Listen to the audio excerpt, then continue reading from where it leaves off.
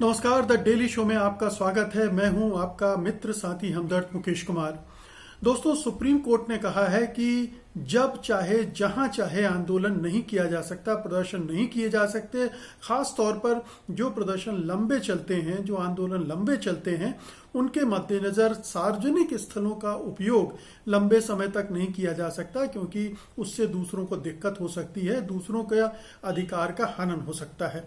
हमने मान लिया कि सुप्रीम कोर्ट ने जो ये फैसला दिया है पुनर्विचार याचिका पर अपना, क्योंकि ये फैसला तो वो पहले ही दे चुका था शाहीन बाग के मसले पर, उस पर एक पुनर्विचार याचिका दी गई थी कि चूंकि किसान आंदोलन में उसने कुछ और कहा है, शाहीन बाग के संदर्भ में उसका जो फैसला था कुछ दूसरा था, जबकि दोनों मसले करीब करीब एक जैसे हैं, तो इस पर पुनर्विचार करना चाहिए और सार्वजनिक स्थलों पर जो प्रदर्शन और आंदोलन की वैधता है दोनों में समान होनी चाहिए, उनकी सीमाएं भी समान होनी चाहिए।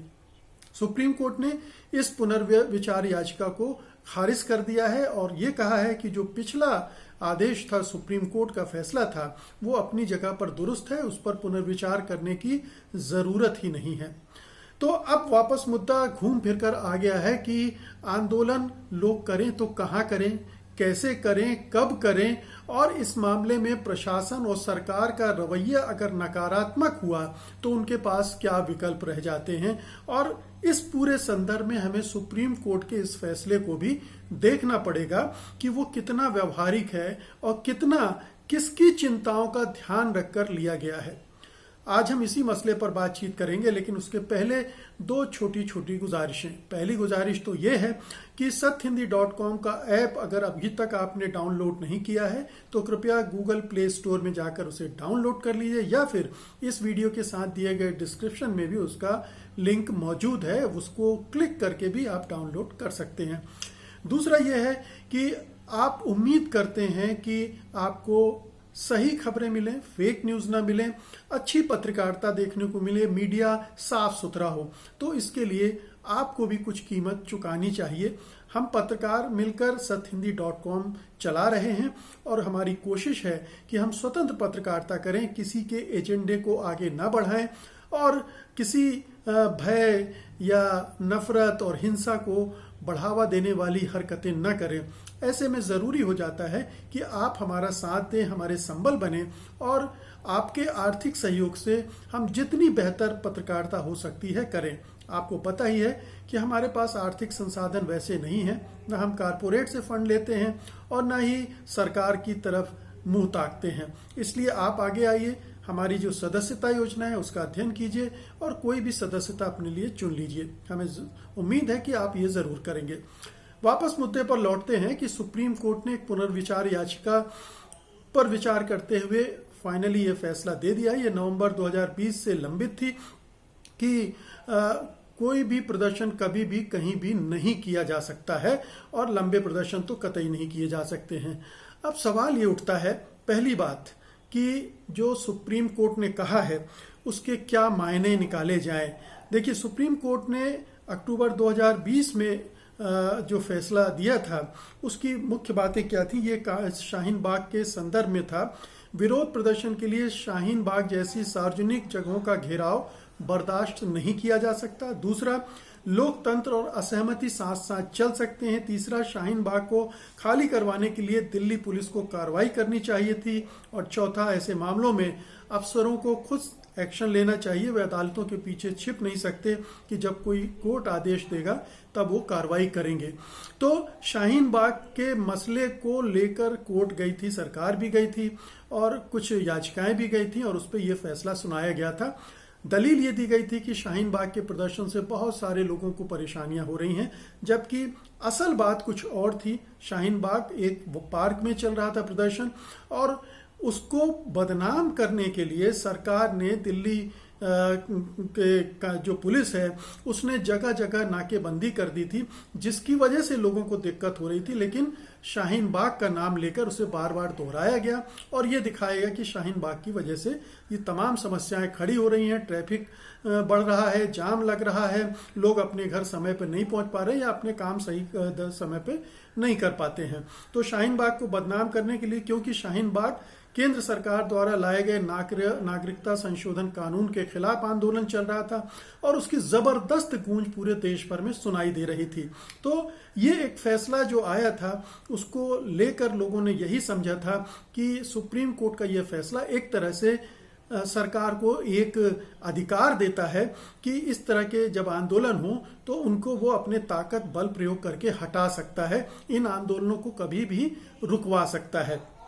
अब जब किसान आंदोलन शुरू हो गया और किसान आंदोलन में भी बड़ी संख्या में किसान दिल्ली की सीमाओं पर डट गए, तो फिर ये प्रश्न उठा कि अब इनके साथ क्या किया जाए। तो सुप्रीम कोर्ट ने इस मामले में एक दूसरा ही थोड़ा सा अलग रवैया अपनाया और किसान आंदोलन को ठीक ठहराते हुए, आंदोलन के मुद्दों को नहीं लेकिन आंदोलन करने के अधिकार को सही ठहराते हुए उसने इन किसानों को हटाने का आदेश नहीं दिया। तो ये दो तरह के आदेश हो गए और इसी के मद्देनजर ये याचिका दायर की गई थी कि ये ऐसा दो मामलों में अलग अलग फैसले नहीं हो सकते हैं।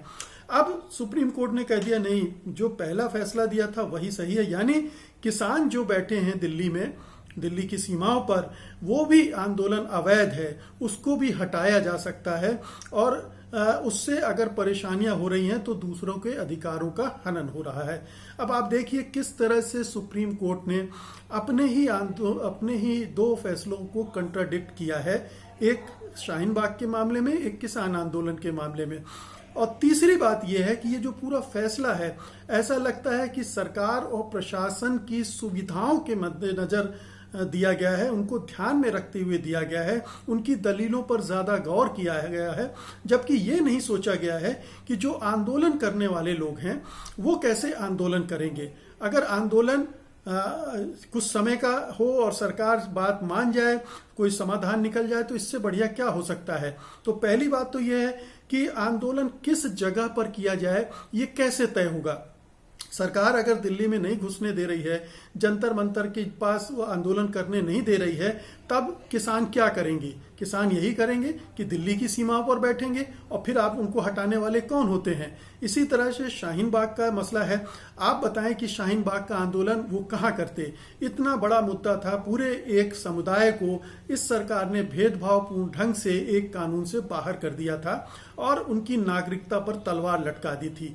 ऐसे में ये आंदोलन चलना था और ये आंदोलन ऐसा था जो लंबा चलना था। ये तो कोरोना महामारी आ गई जिसकी वजह से 3 महीने बाद शाहीन बाग आंदोलन को बंद होना पड़ा और उस तरह के तमाम आंदोलन बंद हो गए।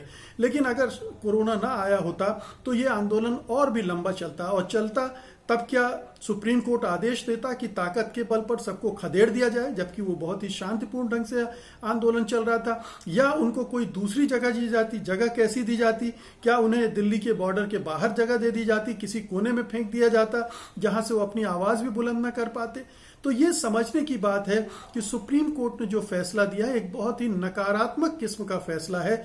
आंदोलनों को, प्रदर्शनों को, असहमति को, विरोध को एक तरह से उसने दरकिनार किया है। ये तो कहा है कि असहमति चल सकती है साथ साथ, लेकिन असहमति को कैसे जाहिर किया जाए, कैसे, अगर सरकार जिद्दी हो, अड़ियल हो, जैसे किसान आंदोलन के मामले में हम देख रहे हैं कि वो हिलडुल नहीं रही है, छोटे मोटे संशोधन की बात कर रही है, तब किसान क्या करें? किसानों को लंबी लड़ाई लड़नी है, किसानों को हो सकता है साल, 2 साल, 3 साल संघर्ष करना पड़े, जगह जगह आंदोलन करेंगे और जो आंदोलन होंगे वो तो सार्वजनिक जगहों पर होंगे, किसी के घर में नहीं होंगे, किसी के कंपाउंड में नहीं हो सकता आंदोलन। ये आंदोलन तो सार्वजनिक जगहों पर होगा, सड़कों पर होगा, हाईवेज पर होगा, पार्कों में होगा, चौक चौराहों में होगा, और यही आंदोलन की रीति रही है। तो क्या हम एक ऐसे राज में आ गए हैं जो अंग्रेजों से भी बदतर है कि अंग्रेजों ने इस तरह से तय नहीं किया था कि आप यहाँ आंदोलन करोगे और यहाँ नहीं करोगे, और यहाँ हमारी सरकारें तय कर रही हैं और कोर्ट उसको सही ठहरा रहा है। तो क्या हमारे अदालती सिस्टम का, हमारे न्यायपालिका का रवैया आंदोलनों के प्रति बहुत ही नकारात्मक हो गया है? क्या वो आंदोलनों को दबाने कुचलने का रास्ता दे रही है सरकारों को? क्योंकि उसने तो कह दिया कि इस तरह से नहीं किया जा सकता और जब विरोध करना होगा तो लोग कहाँ जाएंगे।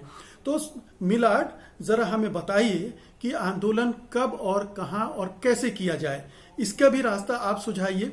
ये तो नहीं हो सकता कि आप बैन लगा दें और सरकार को हथियार दे दें कि आप जो चाहे कार्रवाई कर सकते हो, ये आपके अधिकार क्षेत्र में आता है। तो ये इस तरह के फैसले का क्या मतलब है? ये फैसला दरअसल बार बार तोड़ा जाएगा क्योंकि ये फैसला व्यवहारिक नहीं है। ये इस फैसले को बार बार इसका उल्लंघन होगा क्योंकि सार्वजनिक स्थलों पर ही प्रदर्शन हो सकते हैं, होते आए हैं और होते रहेंगे, और इसको कोई रोक नहीं सकता है। क्योंकि अगर सरकारें नहीं मानेगी, सरकार अलोकतांत्रिक ढंग से कानून बनाएंगी और उसमें अपने नागरिकों के साथ भेदभाव करेंगी, किसी के हक छीनने का मामला होगा, किसी की जमीन छीनने का मामला होगा, किसी की रोजी रोटी छीनने का मामला होगा, तो उसका विरोध होगा। और विरोध होगा तो उसके लिए हो सकता है सड़कों पर उतरना पड़े, हो सकता है जो सार्वजनिक जगहों पर है वहां लोग एकजुट होंगे, प्रदर्शन करेंगे, और इन्हें कोई रोक नहीं सकता, रोकना चाहिए भी नहीं, क्योंकि ये अलोकतांत्रिक होगा, संविधान विरोधी होगा और देश के विरुद्ध होगा, देश की जनता की इच्छाओं के विरुद्ध होगा। क्योंकि देश की जनता आखिरकार अपने मन की भावनाएं कैसे प्रकट करेगी, कैसे अपना गुस्सा, अपना रोष, अपना विरोध प्रकट करेगी? तो उसके पास ये रास्ता, ये विकल्प होना चाहिए कि वो सरकार के कामकाज में भी बाधा डालने का हक रखती है, और होता रहा है। आखिरकार अवज्ञा, सार्वजनिक अवज्ञा आंदोलन, सविनय अवज्ञा आंदोलन महात्मा गांधी ने चलाया था, और वो अंग्रेजों के कानून के उल्लंघन कर रहे थे, हम नहीं मानेंगे। दांडी यात्रा उनकी यही थी, नमक बनाने का उनका जो अभियान था वो यही था। तो ये सत्याग्रह जो था वो भी यही था। तो ये ध्यान में रखने की चीज है कि ये आंदोलन लोकतंत्र की जान है, इन्हें बदनाम मत कीजिए आंदोलन जीवी कह के, अवैध कह के, और इनके रास्ते में तमाम तरह की अड़चनें खड़ी करके। उम्मीद करनी चाहिए, बल्कि इसे चैलेंज तो किया ही जाना चाहिए, बार बार चैलेंज किया जाना चाहिए सुप्रीम कोर्ट के इस फैसले का, जो कि मैं समझता हूं और बहुत सारे जो लोकतांत्रिक लोग हैं वो समझते हैं कि रुकावटें खड़ी की जा रही हैं सरकार की तरफ से। और सुप्रीम कोर्ट जो इस देश का सबसे बड़ा कोर्ट है, जो संवैधानिक और कानूनी मामलों पर अंतिम व्याख्या और परिभाषा और एक्सप्लेनेशन देता है, वो भी सरकार के साथ खड़ा हुआ दिख रहा है इन मामलों में। ये बहुत दुर्भाग्यपूर्ण है पूरे लोकतंत्र के लिए, लोकतांत्रिक प्रक्रियाओं के लिए, और इसे स्वीकार नहीं किया जा सकता है। ये इस ओर ध्यान खींचा जाना चाहिए कोर्ट का, दोबारा इस पर विचार करना चाहिए कोर्ट को, बड़ी बेंच विचार करे और देखे कि किसी भी लोकतंत्र में इस तरह की गतिविधियों का क्या महत्व है। शायद जिन 3 जजों ने ये फैसला सुनाया है उन्होंने इस दृष्टिकोण से इस पर विचार नहीं किया है। जो 3 जज हैं, justice Sanjay Kishan Kaul, justice Aniruddha Bose, justice Krishna Murari, इन्होंने इस कोण से इस पूरे मामले को नहीं देखा है, और इस वजह से इस आंदोलनों के साथ, लोगों की जन आकांक्षाओं के साथ, उनके विरोध, उनकी असहमतियों के पक्ष में, उसमें कहीं भी सहानुभूति नहीं दिखती, हमदर्दी नहीं दिखती, उनके लिए कोई रास्ता ये फैसला नहीं छोड़ता है। तो मिलाड, फिर से आपसे निवेदन है कि, गुजारिश है कि विचार करें और बताएं कि अगर ये नहीं कर सकते हैं तो देश के वो लोग कहाँ जाएंगे, कब आंदोलन करेंगे, कैसे आंदोलन करेंगे, उसके लिए कोई स्थान मुकर्रर कर दीजिए। धन्यवाद आपका इस वीडियो रिपोर्ट को देखने के लिए। उम्मीद है कि आप इस मुद्दे पर मुझसे सहमत होंगे और इस वीडियो को लाइक करेंगे, बड़े पैमाने पर शेयर करेंगे। अब मुझे अनुमति दीजिए। नमस्कार। सत्य हिंदी का ऐप डाउनलोड करें गूगल प्ले स्टोर पर।